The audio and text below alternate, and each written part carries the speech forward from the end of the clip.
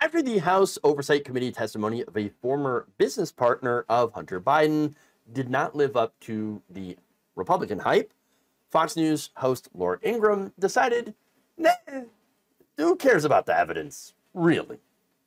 Archer testified that Hunter put his father on speakerphone while meeting with business partners at least 20 times. A lot of weather to talk about. And said that Joe Biden was on the phone to basically sell the brand.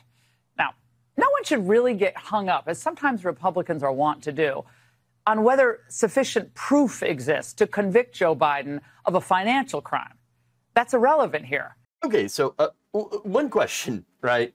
What Republicans seem to be getting hung up on gathering evidence? I would love to meet these Republicans that are like, no, you don't understand. We cannot go after someone unless we have real evidence.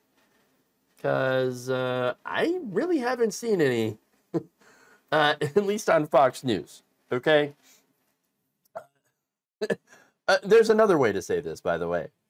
You know, he basically pulled a Mike Billow. Just forget about the evidence. Yeah, exactly. So, proof. Who needs proof of financial crime? That's irrelevant.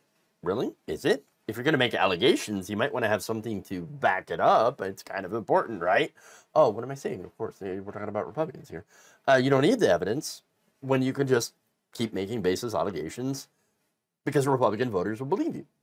And that's it. I mean, understand that that's what her and other Fox News hosts did during the election when they claimed massive voter fraud. There's massive voter fraud everywhere. Voter fraud. That's why Donald Trump lost. Oh, we're just asking questions. So irregularities, fraud, irregularities, the mules, all this stuff. At the end of the day, Fox News ended up paying nearly $800 million in a defamation suit for those lies, but that doesn't really matter in the grand scheme of things because when it comes to the base, the majority of Republicans still believe that the election was stolen from them, despite, again, no evidence in the fact that Fox News had to admit that they lied.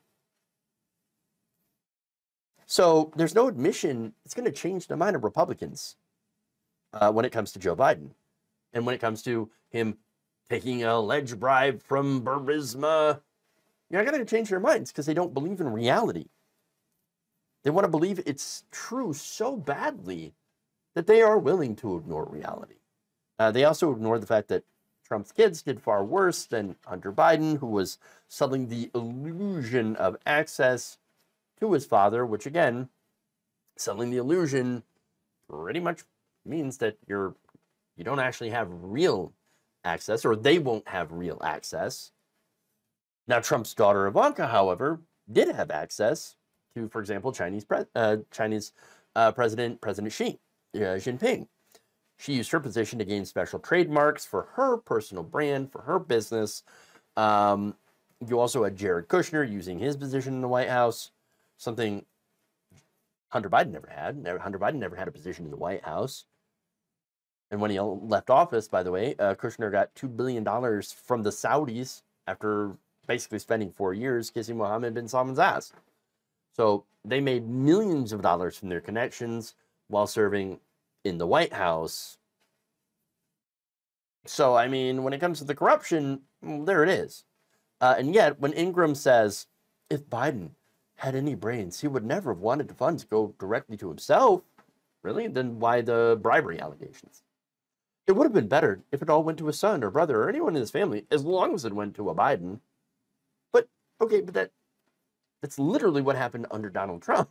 And so, again, that's the corruption. What the right wing is doing right now is just basically 2 parts distraction away from Trump and 1 part revenge.